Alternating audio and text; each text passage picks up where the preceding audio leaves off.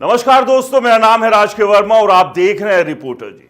दोस्तों, आपने अक्सर दीवारों पर, बिजली के खंभों पर या दूसरी जगह ऐसे बहुत सारे विज्ञापन देखे होंगे जिसमें ऑफर किया जाता है कि आपको बेहद सस्ती दरों पर प्लॉट्स, फार्म हाउस या फ्लॉट्स मिल रहे हैं। ये इतने सस्ते होते हैं कि किसी का भी मन जो है इनकी तरफ भटक जाए और हर आदमी सोचता है कि अगर वो जो दो पैसे कमा रहा है उसे अगर उसके बदले में एक अच्छी प्रॉपर्टी बेहद सस्ते दामों पर मिल जाए तो इससे अच्छा क्या हो सकता है। लेकिन क्या सच में ऐसा होता है?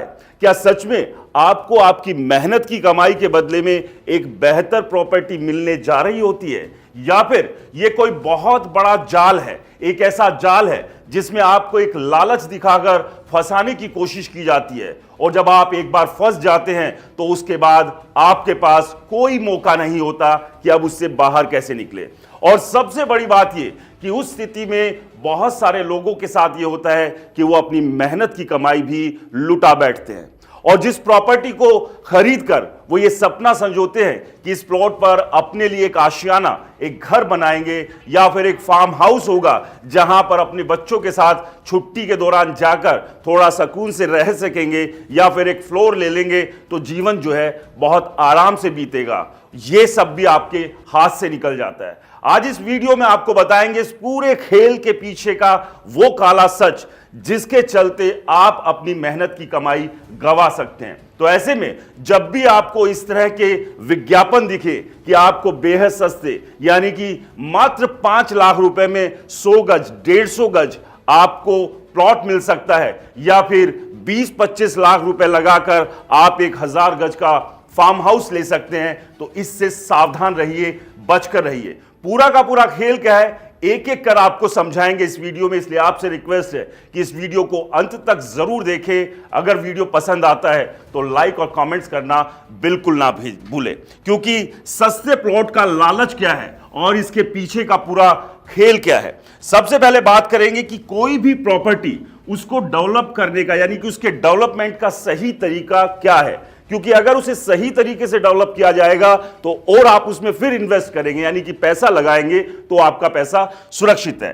पहले बताते हैं कि डेवलपमेंट का सही तरीका कैसे और उसके बाद आपको बताएंगे कि ये कॉलोनाइजर्स आपको इस तरह के जाल में फंसाते कैसे हैं, किस तरह से आपके साथ एक बड़ी ठगी वो करते हैं, क्योंकि अपना पैसा वो ऐंठने के बाद खुद तो गायब हो जाते हैं और आपको छोड़ देते हैं सरकारी तंत्र के सामने लट खाने के लिए। तो पहले आप समझिए कि किसी भी प्रॉपर्टी को डेवलप करना यानी कि अगर उसे कमर्शियल या रेजिडेंशियल में डेवलप करना है तो उसका सही तरीका क्या है, पहले एक एक कर आपको मैं समझाऊंगा। सबसे पहले जो लैंड यूज कन्वर्जन है यानी कि LUC या जिसे कहते हैं CLU यानी कि चेंज ऑफ लैंड यूज, यानी कि जो प्रॉपर्टी अभी तक एग्रीकल्चर के लिए इस्तेमाल होती है उसका जो स्वभाव है वो किस तरह से बदल जाए, यानी कि उसे कमर्शियल या रेजिडेंशियल में कैसे बदला जाए, उसके लिए ये नियम बनाया गया है। अगर इस नियम के तहत उसमें वो बदलाव अगर कर लिया जाता है तो अब उस पर अगर रेजिडेंशियल या कमर्शियल प्रोजेक्ट बनते हैं तो कोई खतरा नहीं है, यानी कि आपने सरकार से उनकी परमिशन ले ली है। ये किसी भी एग्रीकल्चर लैंड को पहले किसी भी उपयोग के लिए कन्वर्ट करना पड़ता है और इसके बिना कोई भी रेजिडेंशियल प्रोजेक्ट या कमर्शियल प्रोजेक्ट नहीं बन सकता है। लेकिन यहीं पर ये कॉलोनाइजर्स आपके साथ खेल करते हैं। इसके अलावा उस लैंड का मैप यानी कि नक्शा भी अप्रूव्ड होना चाहिए। तो इस बात का भी आप ध्यान रखिए कि किसी भी कॉलोनी के लिए जरूरी होता है कि जो डेवलपमेंट अथॉरिटी है जिस भी इलाके की, जिस भी स्टेट की, वहां से उसका नक्शा पास होना चाहिए। इस नक्शे में सड़कें, green area, parking, drainage system, पानी, बिजली जैसी सुविधाएं छोड़ी गई है नहीं छोड़ी गई है ये भी जांचना बेहद जरूरी होता है, क्योंकि किसी भी एरिया को डेवलप करना है तो ये तमाम तरह की चीजें, बातें जो है वो आपको ध्यान रखनी होगी। इसके अलावा डेवलपमेंट अथॉरिटी की मंजूरी भी यहां पर चाहिए। अलग अलग जगह पर अलग अलग अथॉरिटी है, हर शहर में अलग अलग अथॉरिटी होती है, जैसे दिल्ली में DDA है, हरियाणा में जो कि पहले हुड्डा थी HSBP है, LDA है, और भी बहुत सारी अलग अलग अथॉरिटी है। तो वहां से इसकी मंजूरी होनी चाहिए, तभी जाकर इस पर निर्माण किया जा सकता है। तो ये एक तरीका है किसी भी सही उसको प्रॉपर्टी को डेवलप करने का। अब खेल आता है कि जो कॉलोनाइजर्स है वो आपको इस पूरे के पूरे गेम में फंसाते कैसे हैं, क्योंकि खेल यहीं पर है।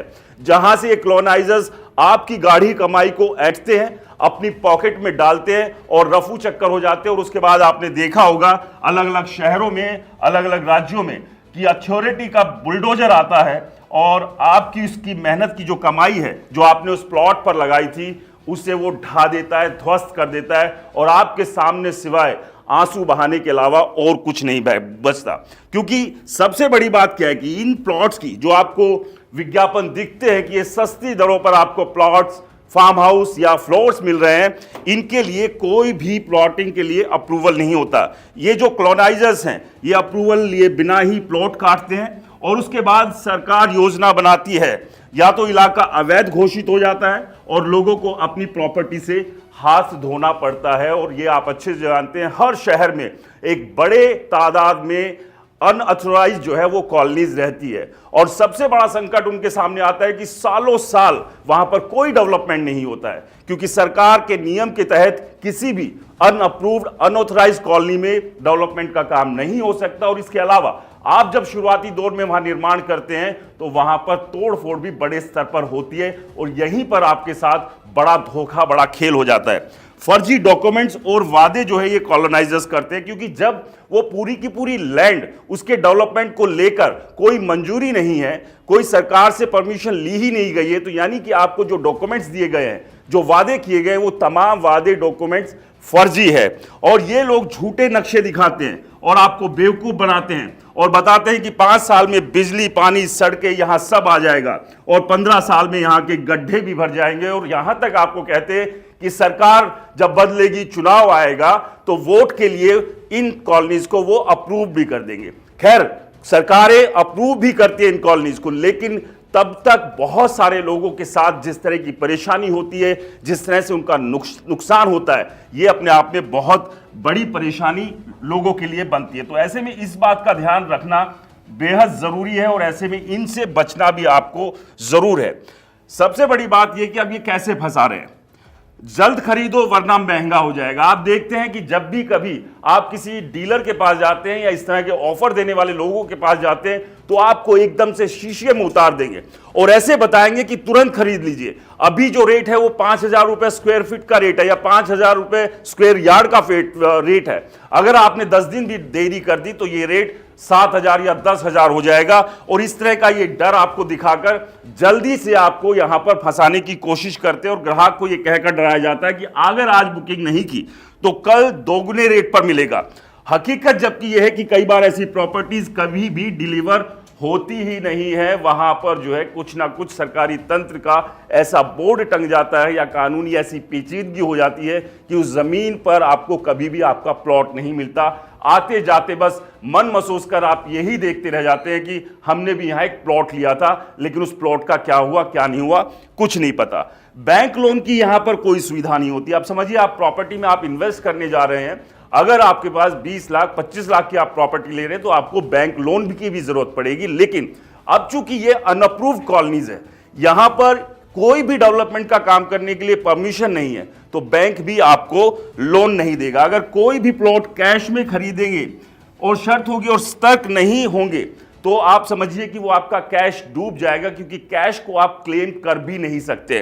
और चूंकि यहां पर किसी तरह की कोई भी कानूनी वैधता नहीं है, तो ऐसे में बैंक भी आपको लोन नहीं देने वाला है। तो इसीलिए इन तमाम चीजों को ध्यान में रखिए और अपनी मेहनत की पूंजी को बचाइए और इस तरह की जगह से इन्वेस्ट करने से पहले 4 बार समझिए। आप देखिए, अब इस सब के बीच समस्याएं कब आती है। आपने वहां पर इनके भ्रम जाल में फंसकर प्लॉट ले लिया, अपनी मेहनत की कमाई लगा दी।